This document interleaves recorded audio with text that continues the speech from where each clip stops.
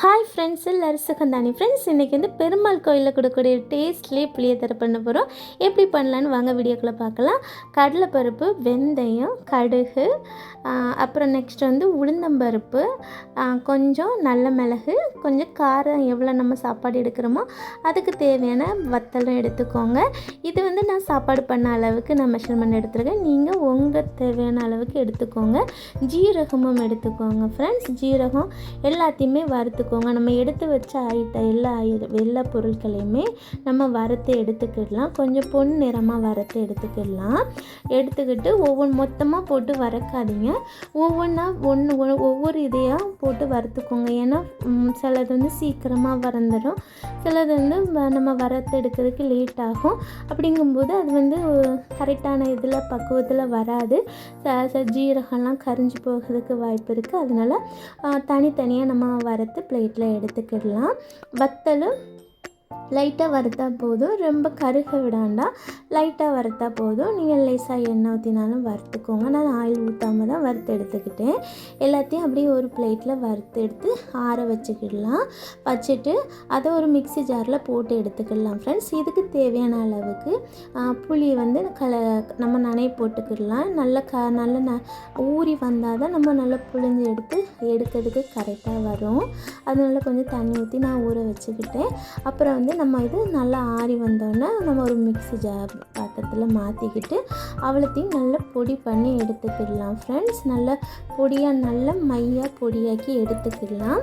இந்த பக்குவத்துக்கு பொடி பண்ணி எடுத்துக்கிட்டு பாருங்கள் எவ்வளோ நைஸாக இருக்குதுன்னு பாருங்கள். இந்த மாதிரி நைஸ் பவுடரை நம்ம பொடி பண்ணி எடுத்துக்கலாம். அப்புறம் வந்து ஒரு கடாயில் வந்து நல்லெண்ணெய் ஊற்றிக்கிட்டு, நான் நல்லெண்ணெய் ஊற்றிக்கிட்டு கடுகு தேவையான கடுகும் போட்டு அது கொஞ்சம் பொரிஞ்சு வந்ததும் காஞ்ச வத்தல் 2 போட்டுக்கோங்க. உள்ளி வந்து உங்களுக்கு பிடிச்சிச்சின்னா உள்ளி போடுங்க ஃப்ரெண்ட்ஸ், இல்லைன்னா உள்ளி வேண்டாம். நீங்கள் புளி சாதம் வந்து நீங்கள் மறுநாள் எங்கேயாவது டூர் மாதிரி கொண்டு போகிறதுக்கு கெட்டுவீங்க. அப்படி கெட்டதாக இருந்தால் நீங்கள் உள்ளி சேர்க்காதீங்க. உள்ளி இல்லாமல் நீங்கள் போட்டு கிண்டுங்க, நல்லாயிருக்கும். ஏன்னா உள்ளி இருந்துச்சுன்னா அது வந்து ஒரு மாதிரி ஆயிரும். இது நம்ம திரிச்சு வச்சுருக்க பொடி வந்து பாதி போடுங்க, பாதி போடாண்டாம். அது வந்து அப்படியே இருக்கட்டும். கொஞ்சம் திரிச்சு வச்சதில் நேர் பாதி போட்டால் போதும், அவலம் போடாண்டா. அது லாஸ்ட்டில் நம்ம கிண்டும் போது போடலாம். அந்த புளி கரைசலை வந்து நல்லா கரைச்சி நம்ம ஊற்றிக்கிட்டு கொஞ்சம் காயப்பொடி போட்டுக்கோங்க. கொஞ்சம் காயப்பொடி, தேவையான அளவுக்கு உப்பு சேர்த்துக்கோங்க. நம்ம எவ்வளோ உப்பு எடுப்போமோ அவ்வளோ உப்பு சேர்த்துக்கோங்க.